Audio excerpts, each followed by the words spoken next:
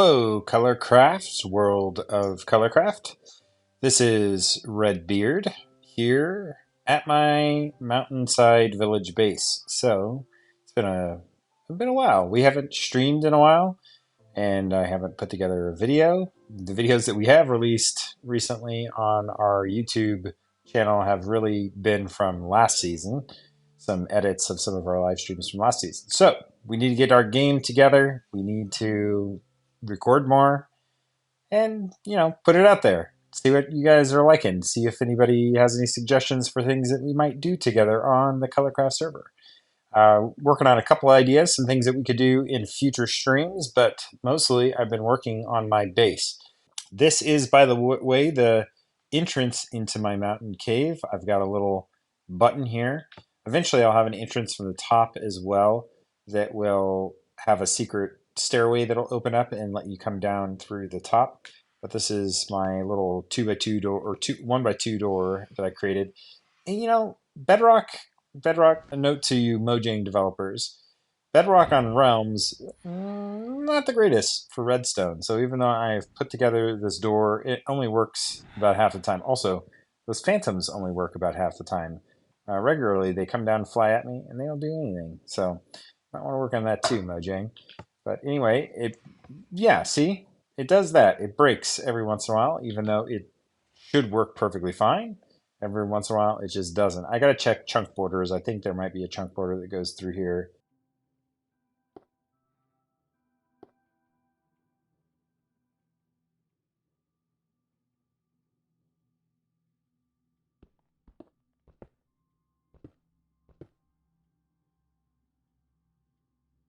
So this is our base.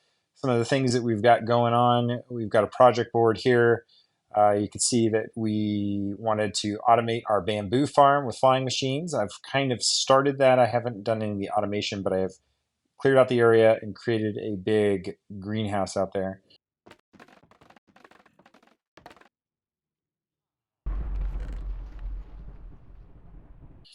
And then I want to fix the smelting system I built. I had built a kind of auto smelting system over here in this section, and it did not work very well. So I've temporarily kind of ripped it all out and just kind of put in a very manual system, and I got to retool it, figure it out so that it works better. And so I got to fix that. We already created a villager trading hall system that's up here in the top level. This is where all of our librarians are. We've got all the major trades and all the librarians. And I've got some alcoves left for doing some of the more minor trades, some of the things that don't really need, but it'd be great to have them. We've already built a raid farm, so we've got plenty of emeralds to be able to do all this trading. And obviously, we've been buying bookshelves and books off these guys, so we've got lots of books and bookshelves that we can trade with. This is kind of my little job assignment area. I made a little sign thing here to track which trades I have for all of our librarians upstairs. But I've also been assigning some farmers really recently and putting them on the level below. So I already got a few farmers here that are all basically going to be giving us golden carrots. And also I made sure that most of them, or all of them, had apples for trades too, just so that we could potentially make a gold farm and then have golden apples galore in the future. Out here, this is where our villager breeder is. Oh, and it looks like there is a baby there now. And so, and one ran away. I hate when that happens. And that will give us the ability to, whoop, whoa, look at that guy. He is fast. Okay, let's see. Can we get him? Do you guys think we can capture this guy? It's kind of hard. Oh, no! Well, that didn't really work. There we go. We got him. We got him. Okay, let's see. Can we get him into right here, though? Let's do that right there. Okay, I'm going to come up here and destroy these two beds so that our guys won't breed anymore. Oh, no. Now I've got two villagers over there, and I do not want two villagers over there. I'm not even sure that I can have two villagers over here. Oh, where did the other one go? We went back. Okay, that's good. You stay over there. So what I've been doing is taking workstation and just putting it right here, and then I could cycle through their trades, try to find the trades that I want, and then once I got their stuff assigned and locked in, then I move them over to the bay that they need to be in. So that is kind of how I've built my little system here. I did have set up here a system for infecting with a zombie and then healing. All these have splash potion of weakness in them. I've got some golden apples over there, and it really didn't work. This guy seems to want to be locked on to these villagers or to those villagers, and he never wants to pay attention to the villagers that are right in front of him. Something is wrong with the AI there, where it just gets locked in, and he just will not attack any of the villagers, no matter what I do. We just will not attack any of them.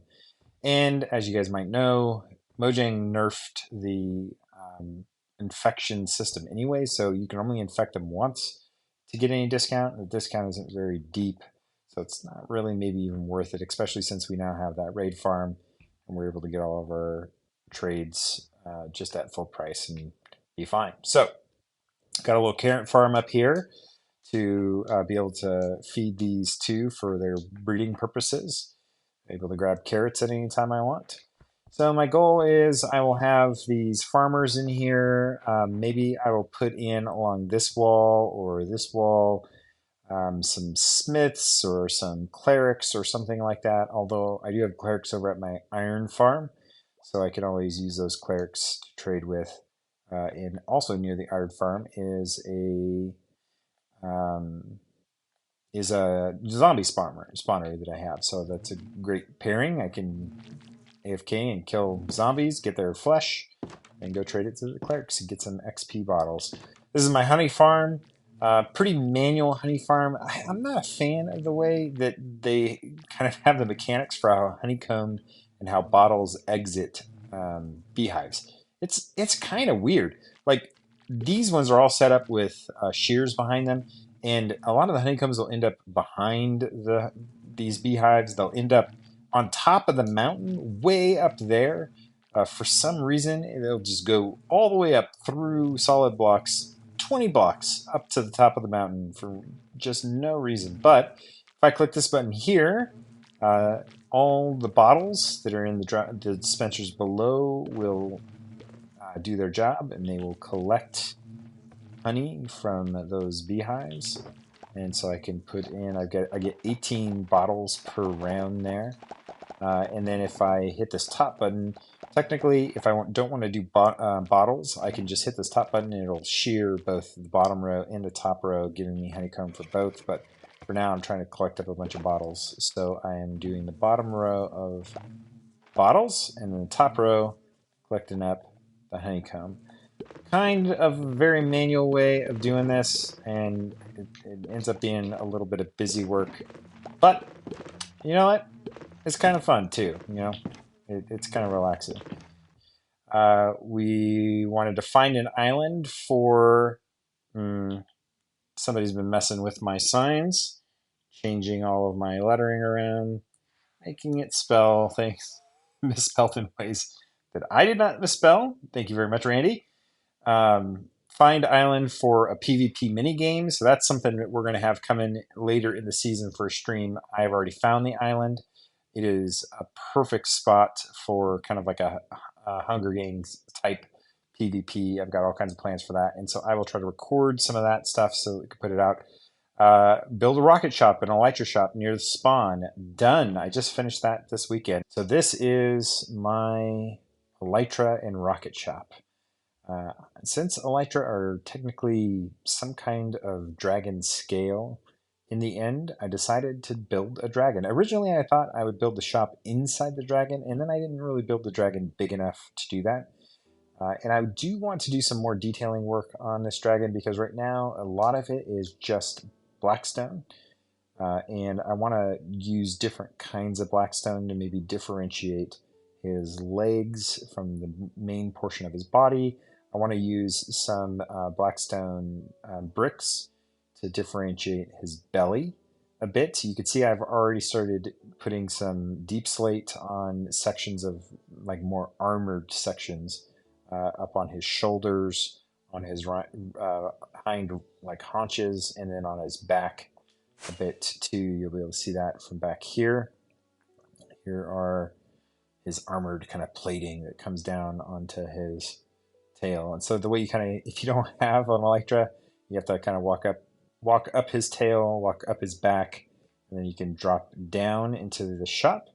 I'm charging, and I'm not sure if this will be a good price. We'll see if anybody ever buys any of these, but I'm charging 1 diamond block for an Elytra, 2 diamond blocks for a shulker box full of rockets, and that includes the shulker box, and then 2 diamonds for, or no, 1 diamond for 2 stacks of rockets if you want to buy those.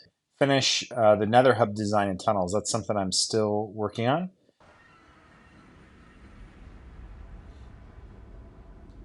Here it is, nether hub.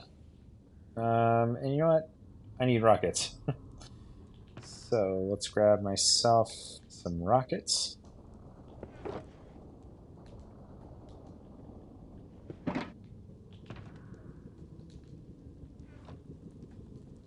And we'll go over here to the nether hub, very central part, and you can see what I've done. So I've cleared out this huge space.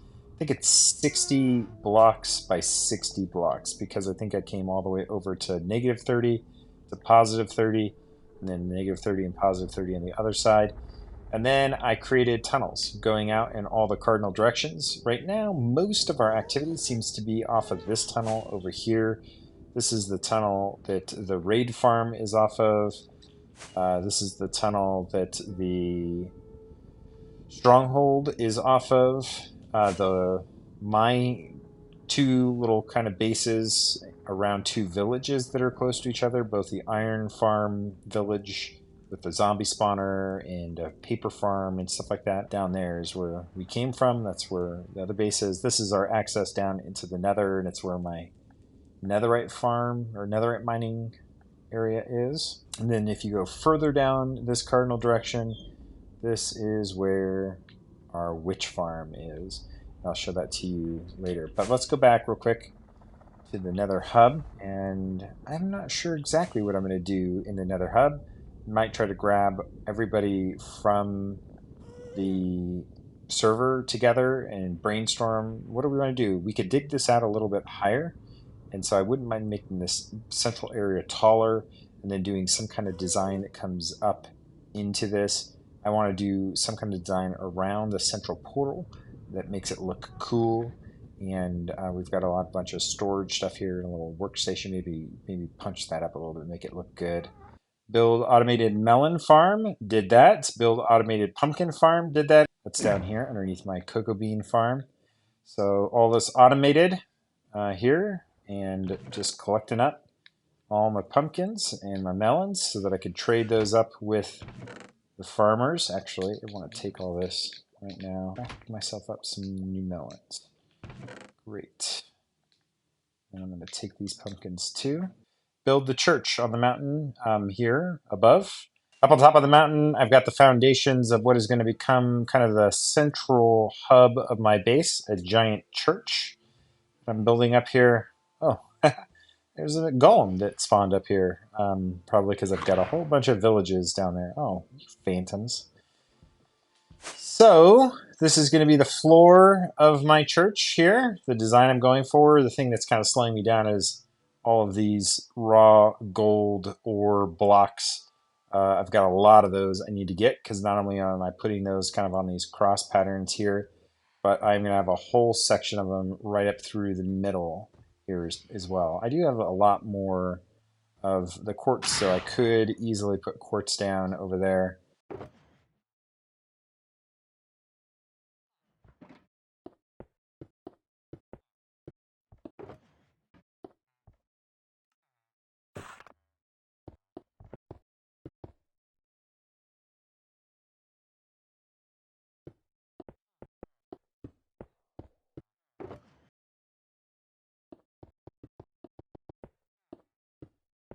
Those phantoms are really annoying. Oh, kind of fell down here. Then find and clear an area for the stream build competition. I did that. If you go out this way, this is where our build off is. I did a ton of work for the build off, and I am so happy that some people have started building for the build off already, and hopefully some more will get there. But what I did is I built this big chest. I'm calling it the community chest. Kind of a stupid pun, but you know, I'm an old man. So community chest, and inside of here I put a big smelting array, some stone cutters, a crafting table, a loom, anything that I thought people might be able to utilize for their build. There is a chest over here just with some dirt in it. There's an ender chest for you to get your stuff. And then I collected a ton of resources. So there is basically every block you can think of, and some of the more common blocks, there's just a lot more of them. So if you want to build something, you can. There's a whole thing of glass. There's a whole thing of different white blocks. There's a whole thing of redstone in case you want to build something redstone related. A whole thing of dye. A whole thing of ice and snow. A whole thing of prismarine. Just every block you can think of. I've been working on filling up the honey here. You can see I'm trying to get some more honey blocks. And then I went to the end, did a bunch of end raiding, almost lost all my gear in the process, and Randy had to come out and save me with a death compass, and I really appreciate that. But in that, I got a whole box full of different kinds of purple and instone for that color palette. So this whole area is for anybody to use, anybody to grab supplies for their build. And the idea is through December, we're each going to build something out here. And then sometime after Christmas, but before the new year, we'll do a stream.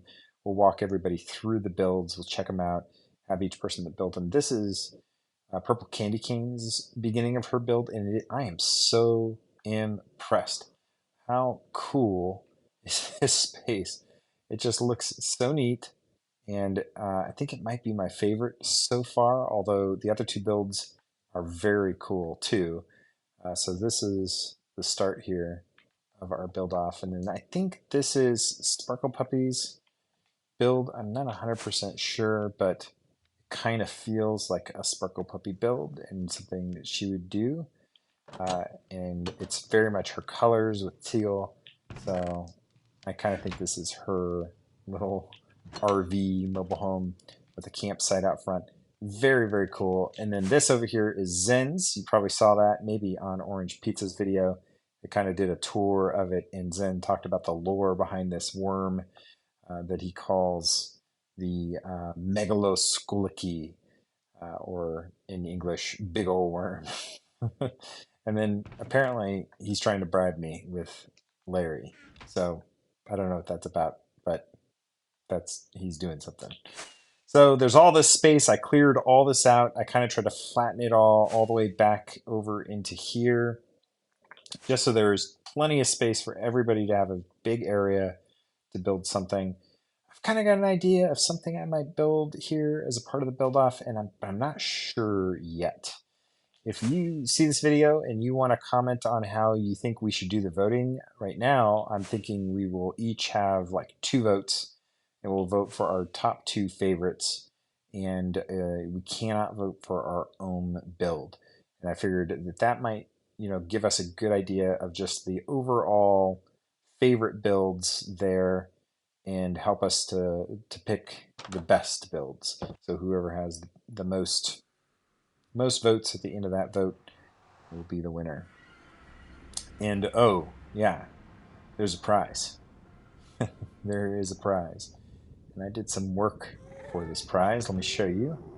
This is the Build Off Grand Prize, and in it we have fully enchanted netherite armor.